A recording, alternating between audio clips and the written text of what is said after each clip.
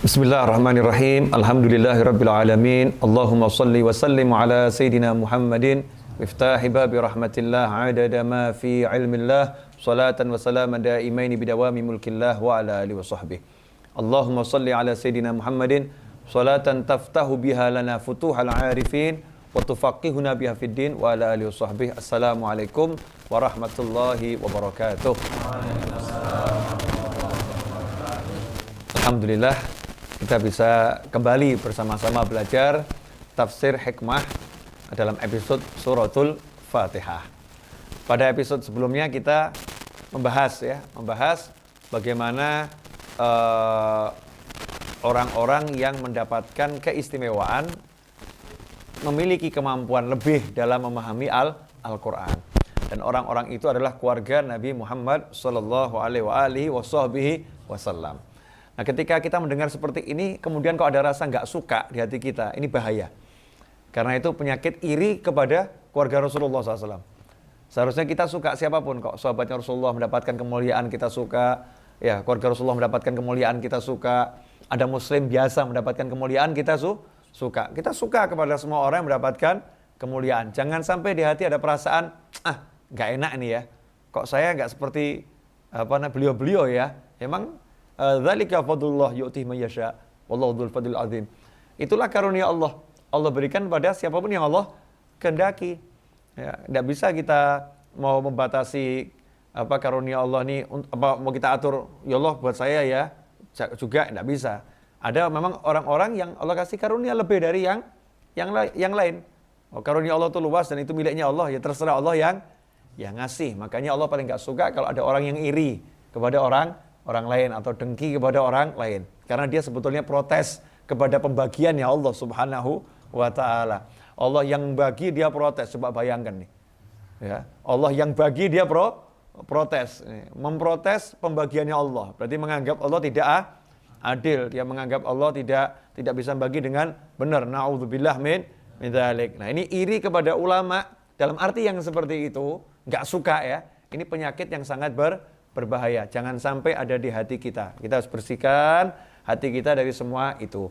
Nah, suratul Fatihah karena punya keagungan yang luar biasa, maka para ulama menganjurkan kita untuk yang sering baca surat ini itu. Al-Qur'an secara umum kan kita diperintahkan untuk banyak-banyak membacanya. Nah, apalagi suratul Fatihah.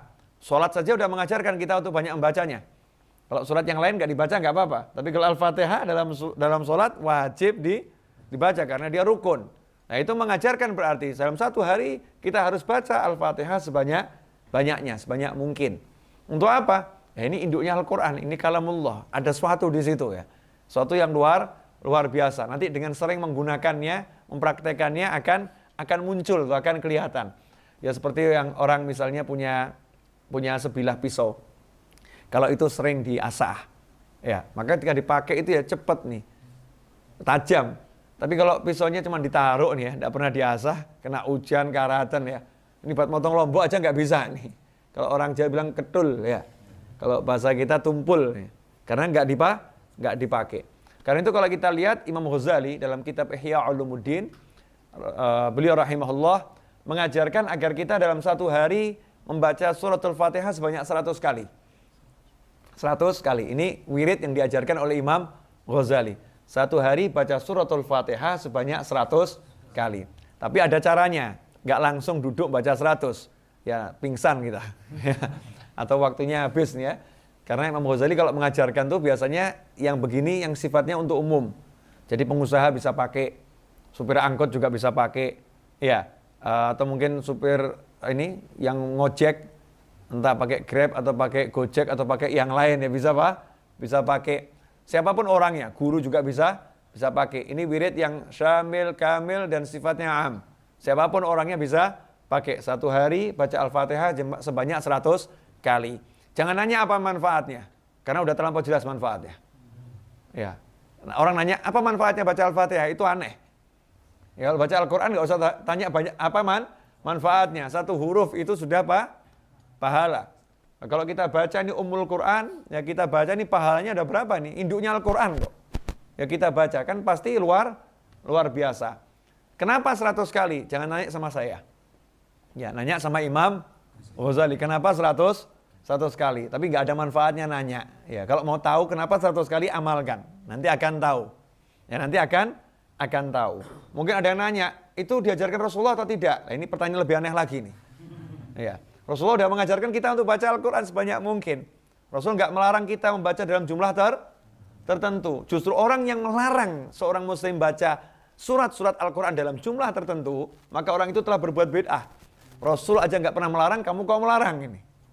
Yang ada kan perintah Rasul baca sebanyak mungkin. Dan Rasul menganjurkan orang untuk istiqomah. Dengan menghitung itu akan menjadi istiqomah. Seorang sahabat pun tidak diajarkan oleh Nabi SAW untuk baca surat Al-Ikhlas di dalam setiap rokaat sholatnya. Tapi setiap sholat, dia setiap rokaat baca suratul Ikhlas. Ya, bahkan di riwayat tidak baca yang lain. Ada beberapa sahabat tuh. Yang satu setiap baca surat apapun diakhiri dengan surat Al-Ikhlas.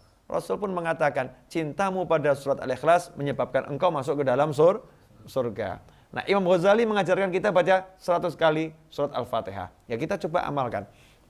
Caranya gitu kan, dibagi menjadi 5 tahap. Tahap pertama yaitu setelah sholat subuh. Ya, mungkin kita setelah subuh wirid dzikir, duduk, ya seruput kopi sebentar gitu kan, duduk, diam, baca Al-Fatihah sebanyak 30 kali. Ya, 30 kali. Kemudian nanti habis zuhur, ya kurangi 5. Jadi 25. Habis asar, kurangi 5 lagi, jadi berapa? 20. Habis maghrib, kurangi 5 lagi, jadi berapa? 15. Habis isya, kurangi 5 lagi berapa? Jadi 10. Jadi kalau di total jumlahnya 100. 30, 25, 20, 15, 10. Jumlahnya total 100. Dan ini indahnya ajaran Imam Ghazali. Pagi-pagi kasih yang berat dulu, 30 pagi. Ya kan? Masih banyak energik. Begitu habis isya ini ngantuk-ngantuknya 10. Ya. Udah ringan ini, 10. Ini kalau kita amalkan nanti kita akan lihat keajaiban. Jadi nggak usah tanya apa manfaatnya, ya buktikan sendiri.